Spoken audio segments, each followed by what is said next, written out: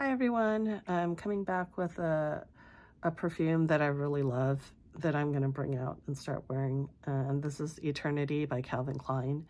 And I was inspired to uh, bring this out because I sat next to a coworker that I've been working with for a long time, and we just never really were like physically close in contact with each other, even though we write a lot of emails and talk to each other from like across the room.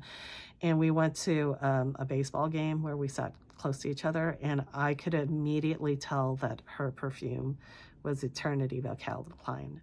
And that's the great thing about this perfume, is that it is it's like very unique. You know, there's like some perfumes where you can wear it and, like maybe like Bright Crystal or something like that, where it could be any one of like 10 types of perfumes that have that same like similar scent profile, but I have never smelled anything that smells like Eternity before and after. So it has, the main note of this is freesia, and this freesia is a very unusual flower. It's not common. I think it only comes in spring, and it's like very ephemeral. It's not very commercial, you know what I mean? So like lilacs, the other flower, and mimosa that I was talking about before, they're a bit more like, noticeable. Rose especially is very noticeable, and like stuff like that. But freesia nobody talks about. It's like a little innocent type floral. Let me show you a picture of it. Freesia. It's a white floral, but it has like a fruity plum aspect to it.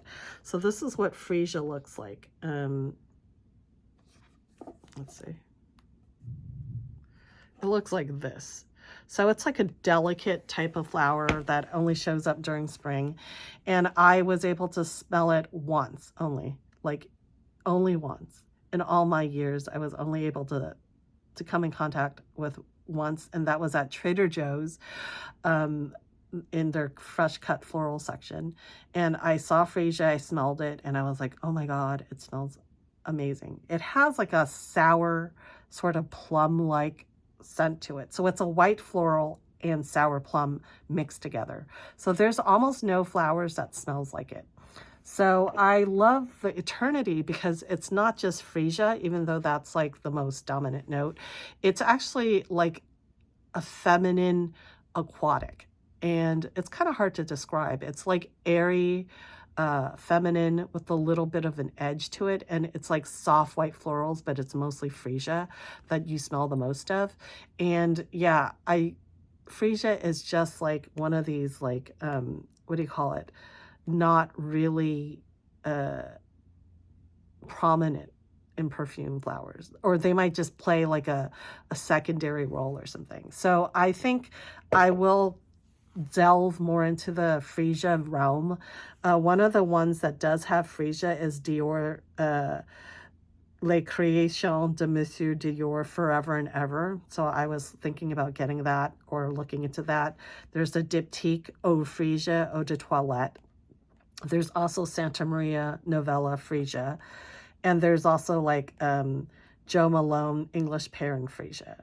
Although I think like in that Jo Malone one, the freesia is not really like apparent. It smells a lot like just English pear to me, with some sort of nondescript like white floral notes at the end. I could be wrong. Another house that I'm kind of looking into for freesia is Dame Perfumery Soliflor. And Dame Perfumery does have really good soliflors. They're very photorealistic, and one of the ones that I really love and I bought, and they're also good, well priced too, is the Osmanthus. They have one of the most like realistic Osmanthus florals that I've ever smelled. Yeah, so there's not a lot of freesia out there. Oh, one very popular one that has freesia is the Victoria's Secret Bombshells in Bloom has freesia. Beige, Chanel Beige has freesia. Huh, interesting. I never smelled freesia before, I don't think. Yeah, so it's not that super common. Um, yeah, I think like watery scents like peony and stuff like that kind of like take it over. Yeah, there's not a lot. It's mostly used to give like a fresh, slightly floral note, but I don't see it as being like a very dominant note. So, which is a shame because I'm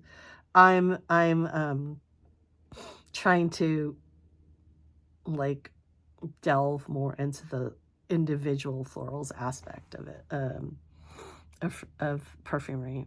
I don't know why I'm going in this direction. Seems like everybody is going more into the like more elaborate, you know, like sort of aroma chemical, like synthetic, not synthetic, but you know what I mean, like trying to make like complicated accords and stuff like that. I don't know why I'm heading towards the opposite direction, towards more of the old-fashioned, sort of not dated, but yeah, okay. I know a lot of people don't like perfume because it's possible that they don't like the scent of the individual floral notes. It has like ageist type of connotations, I think. But the weird thing is like those same people probably really love to smell like flowers and natural flowers. I think the gap between floral having perfume versus like smelling flowers is just like kind of weird, because I know most people like to have flowers. I mean, why is the cut flower industry like so powerful? You know what I mean? Everywhere you see flowers, flower stores, people give flowers as gifts. I mean, and everybody's always happy to get them. People are always smelling their flowers in their garden, but to have a perfume on your person that smells like flowers then for some reason is like not desirable. I don't know. So is it because the perfume version doesn't like interpret that well? I mean, there must be something in smelling fresh flowers that you just can't like capture in a perfume. I think maybe that's the difference. There's like a freshness, like a dewiness. I think it's the water, keeping the water. I think that, you know, Truth is one of the only ones that by Calvin Klein is only one of the only ones that have that like fresh pick flower like accord, maybe successfully, I think. So yeah. So anyways, that's my video on freesia and on Calvin Klein's Eternity. And the thing about these florals that I'm talking about, a lot of them are super cheap right now. The good thing about stuff not being popular at the moment is that if there's any remnants, you know, from back in the day, they tend to go very cheaply. And, you know, good stuff can be had for like 20 bucks, 30 bucks or something like that. The bad thing is then, you know, they'll all of a sudden just like cut it off, and then you'll be left with like nothing. And then you'll like feel bad. But anyways, yeah, that's my video on freesia and yeah, freesia. I hope you like this video, and yeah, I'll be excited to explore. So right now I'm kind of like in a lower buy phase, so I don't want to buy too much of something, and then like my passion for it just like, it's not passion, but my curiosity like kind of fritters out. It would be nice to have, I wonder if they can have like a line of teas. I wonder if these flowers actually like how they translate into like a beverage. Like, you know, is it possible to have like freesia tea and just taste like, you know, the fresh florals, or honeysuckle tea? Oh, I think there is honeysuckle tea. I know there's jasmine tea. I know there's osmanthus tea because I drank that, and there's rose teas. So yeah, freesia tea might be good.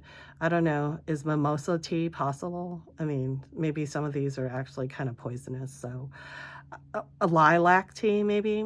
I know there's some people that take lilacs and they just put them in a jar of sugar and they let it like ferment and make lilac wine. That's very intriguing actually. But anyways, yeah, I'm just rambling, and I'm gonna go out and enjoy the sun already. So I'll talk to you later. Bye.